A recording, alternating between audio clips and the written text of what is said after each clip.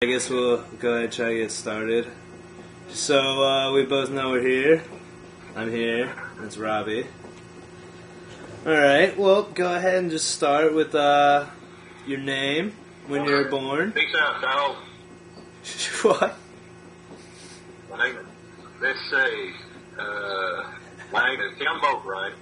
I was born in 1955 at a very young age. Yep. Where were you born at? I was born in Dallas, Texas. Alright. How long did you live in Texas, and did you move anywhere else? When I was 3 years old, we moved back to North Louisiana. I lived in Arkansas most of my life. Lived in Arkansas most of your life? No, North Louisiana most of my life. Okay. Well, let's see. Anything we need to start with this? That's the wrong one. Okay. We're gonna get some questions ready.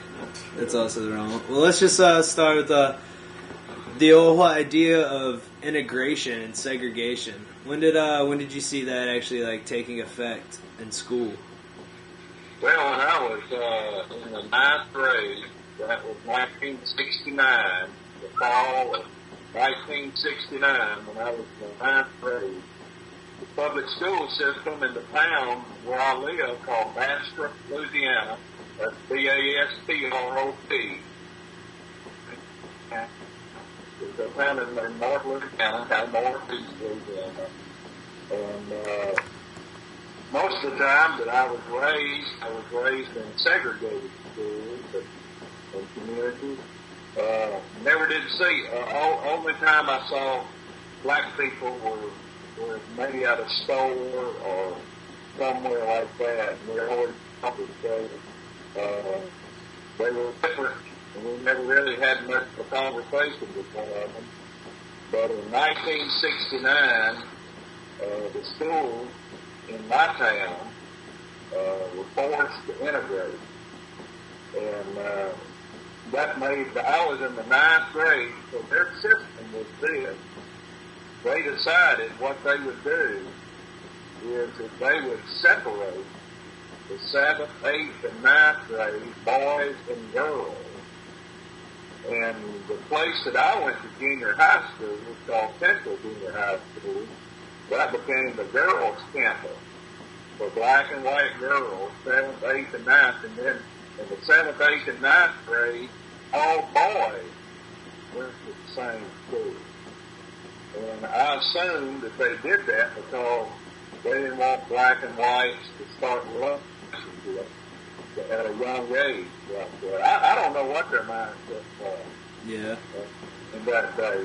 We know that none of us liked it because of being separated like that. And the grade schools were not separated, nor the high school was not separated from boys and girls. Just the junior high. And did that change at all? Later? Mark?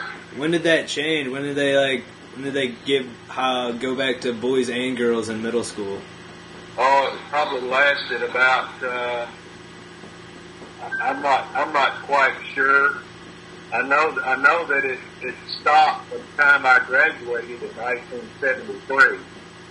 And I graduated in 1973 from Bastrop High School. And by that time, we all knew each other. But it was a strange thing.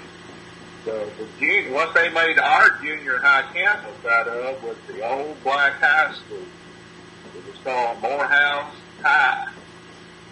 And of course, we lived in Morehouse, Paris. And back in that day, black and white kids had nothing to do with each other. Summer league baseball, summer league football, whatever it was, they had their own different leagues.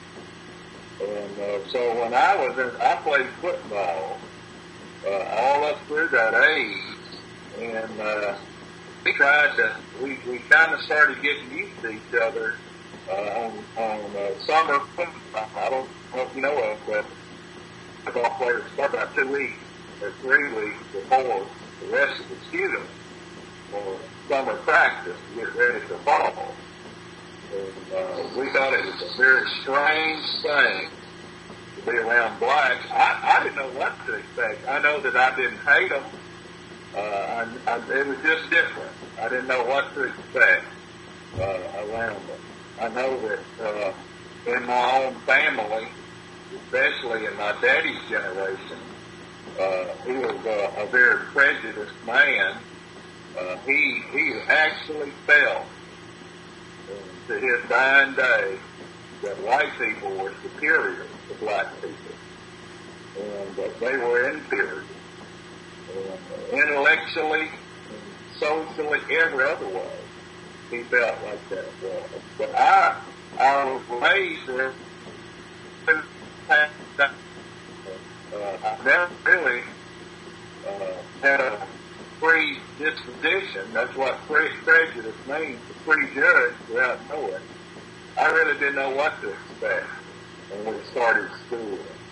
I just know this, that the black kids hated us as much or more as we felt uncomfortable around them. And I'm sure that their parents gave them as much baggage as the white kids' parents had given them about mindsets toward one another and things like that. And so when we started football practice, it was a very strange thing, and we tried to take it out on each other with them pads.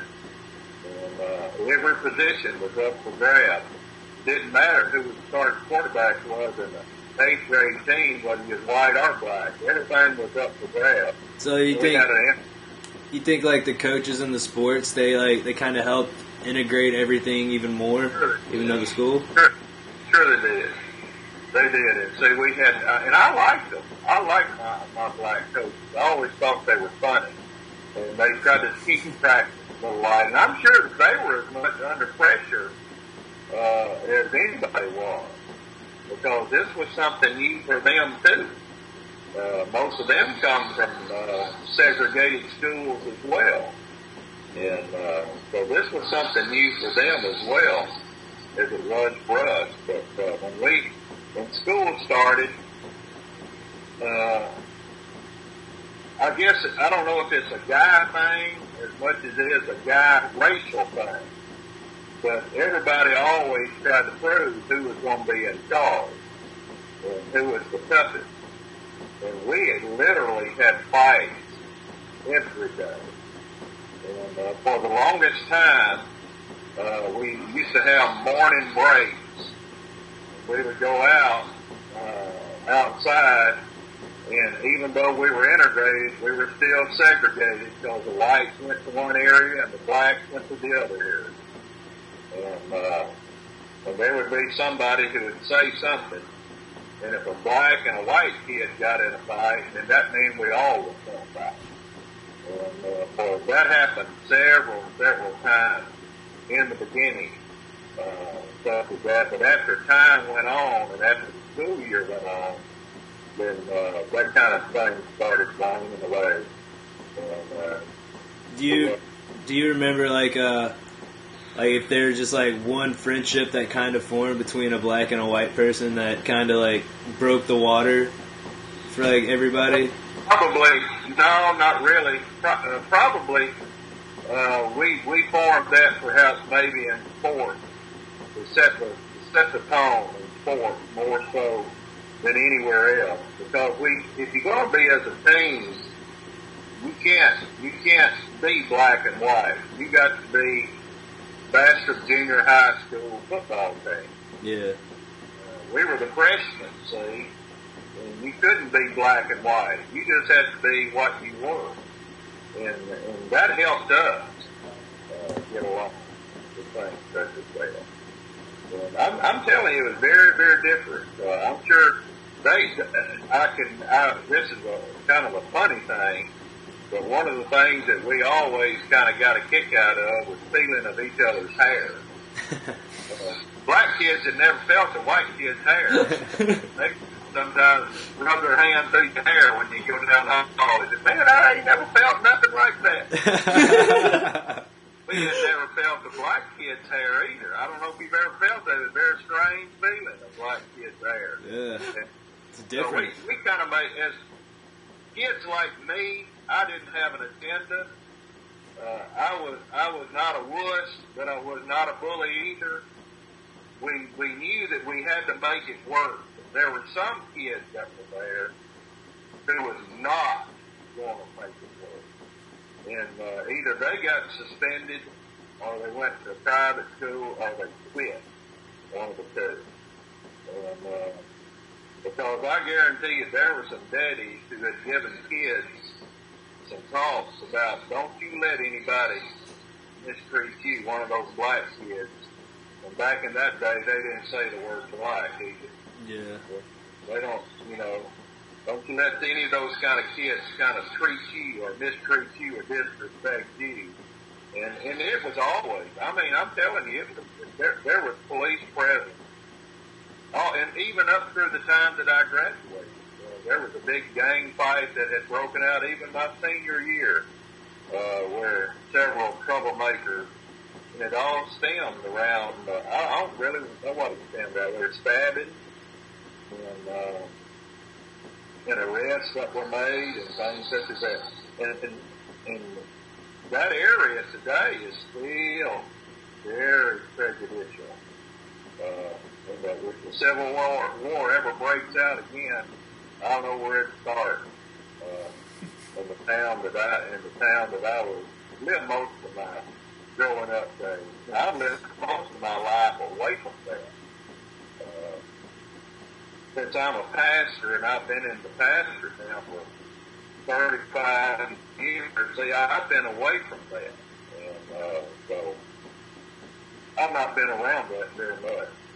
Most of the people that we're around in Missouri and other areas have gotten way past that. Yeah. But it was really strange. And I guess we weren't as much afraid as we didn't know what to expect when we started going to school with black kids and kids that you were never around. Yeah. Like that. All right, well, we're going to take a break and make sure that the video is working. And then I'll give you a call back in like 2 minutes. All right. Ask some more questions. All right. All right.